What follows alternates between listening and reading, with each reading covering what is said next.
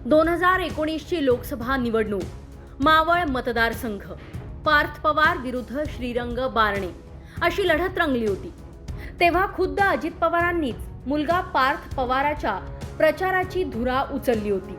अर्थात तेव्हाची राजकीय गणितं वेगळी होती आणि त्या निवडणुकीत पार्थ पवारांचा 2 लाखाहून अधिक मतांनी पराभव झाला होता। हा पराभव पवार कुटुंबातील पहिलाच पराभव होता। त्यामुळे पार्थ पवारांचा पराभव अजित पवारांच्या जिव्हारी लागला होता। मात्र मागील काही महिन्यांपासून राज्याची राजकीय समीकरणं बदलली आहेत। शिवसेनेत आणि राष्ट्रवादीत 2 गट निर्माण झालेत आणि फुटून बाहेर पडलेले हे दोन्ही गट भाजपला जाऊन मिळाले। त्यामुळे बदललेल्या राजकीय समीकरणानंतर मुलगा पार्थ पवारांचा पराभव पचवून अजित पवार श्रीरंग बारणेंच्या प्रचारासाठी मैदानात उतरलेत।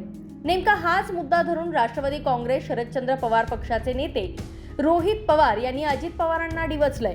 भावनिक होऊन त्यांनी भाऊ 2019 मधील तुझा पराभव विसरलो नाही असं म्हणत पार्थ पवारांना साथ घातली आहे। रोहित पवार नेमकं काय म्हणाले तुम्हीच पहा। अजितदादा साहेबांना वडील म्हणून मानायचे, वडिलाला सोडून स्वतःचं साम्राज्य राखण्यासाठी तसंच काही कारवाई त्यांच्यावर ज्या होणार होत्या त्यापासून लपून राहण्यासाठी ते महायुती आणि भाजपबरोबर गेलेले आहेत। त्यामुळे तिथं वडिलांचा त्यांनी विचार केला नाही आणि ज्या व्यक्तीने मुलाचा पराजय केला आणि तो सुद्धा कमी लीडली नाही, खूप मोठ्या लीडली केला, त्या सगळ्या गोष्टी विसरून जाऊन ज्या उमेदवाराने पराजय मुलाचा केला त्याचाच फॉर्म भरण्यासाठी दादा तिथं जर येत असतील तर याच्यावरून समजून घ्या की दादाची आजची परिस्थिती काय। त्याच्याचबरोबर दादा ह्या सगळ्या गोष्टी विसरल्या असतील तरी मला पार्थला सांगायचं आहे, मी काय विसरलेलो नाही।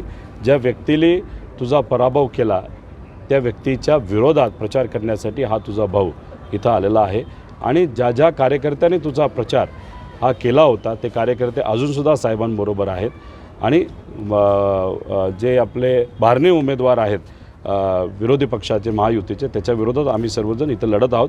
दादा विसरले असले तरी आम्ही विसरलेलो नाही। म्हणजे तुम्ही वचपा काढणार का ह्या निवडणुकीमध्ये? बदला हा काढण्यापेक्षा संजोग भाऊंना निवडून आणणं हे फार महत्त्वाचं आहे।